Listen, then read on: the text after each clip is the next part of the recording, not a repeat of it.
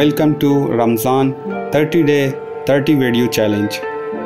ये वीडियो इस चैलेंज की दूसरी वीडियो है।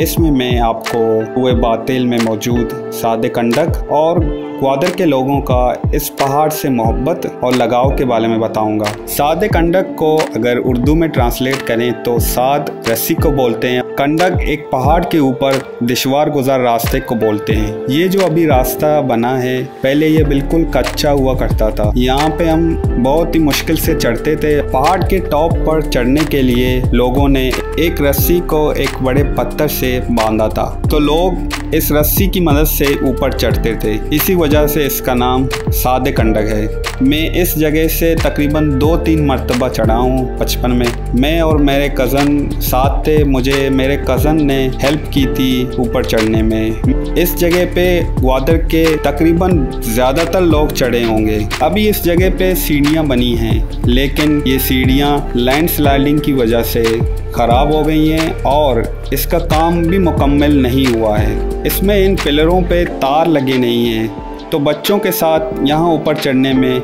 एहतियात बरतनी होती है। ये काम लोकल गवर्नमेंट ने शुरू किया था और नामुकम्मल और इसी हालत में छोड़ दिया है। ना ही इसकी रेस्टोरेशन और रिपेयर की जाती है। हालांकि ये जगह एक टूरिस्ट अट्रैक्शन भी बन सकती है, लेकिन शायद हमारी इंतज़ामिया को इससे गरज नहीं। यहाँ से जब आप चढ़ते हैं तो नीचे सरीबंद आता है। सरीबंद एक पिकनिक स्पॉट है और यहाँ पे एक बंद है। तो जब बारिश होती है तो पहाड़ का इस हिस्से का पानी सारा सरीबंद में जमा हो जाता है और सरीबंद से थोड़ा आगे एक जगह आता है, उसे दरवाज़ा कहते हैं। मैंने कोशिश की कि ड्रोन को दरवाज़ा तक ले जाऊं, लेकिन हवा तेज़ होने की वजह से स्ट्रॉन्ग विंड की वार्निंग मुझे अपने डिस्प्ले पे नज़र आ रही थी, तो मैं ड्रोन को वापस ले आया। उस जगह पे हवा बहुत तेज़ होती है। चाहे ग्वादर शहर में जितनी भी गर्मी हो, कुए बातिल पे हर वक्त हवाएं चलती हैं और लोग पिकनिक मनाने कुए बातिल पर जाते हैं। कुए बातिल पर ऐसे बहुत से पॉइंट हैं जहाँ पे लोकल सैर व तफरीह के लिए जाते हैं, क्योंकि शहर से सिर्फ कुए बातिल 10 या 20 मिनट का रास्ता है।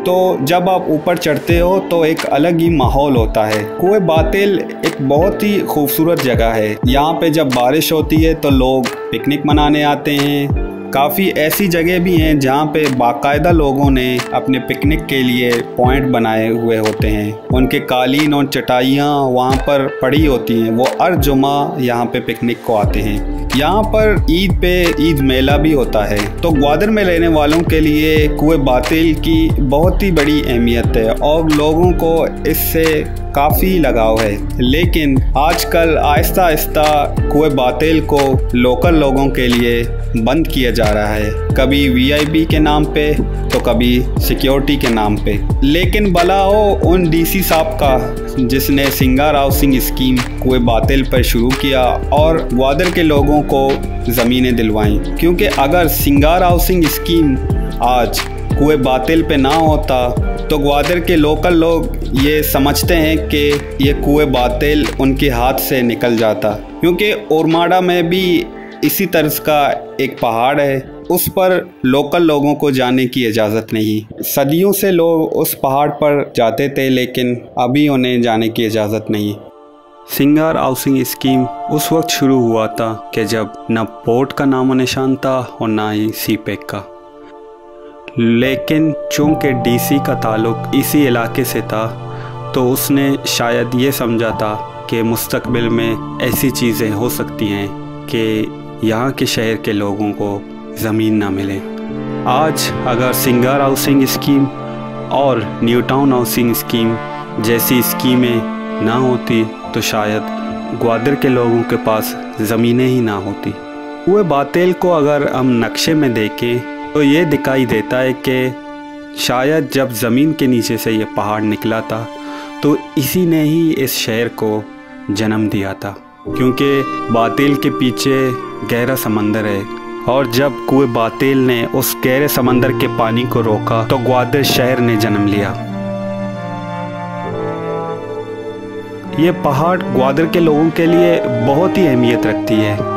इसकी मट्टी और इसके पत्थर से लोगों ने अपने घर बनाए हैं। अगर पुराने घरों को हम देखें तो वो मट्टी और इसी पहाड़ के पत्थरों से बनी है।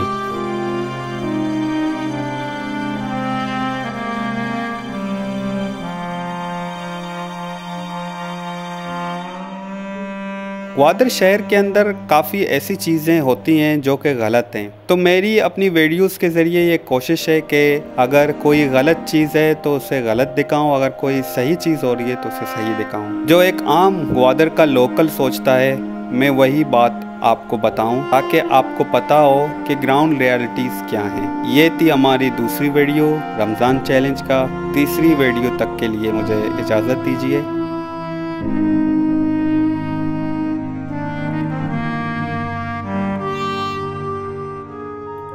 खुदा हाफिज़।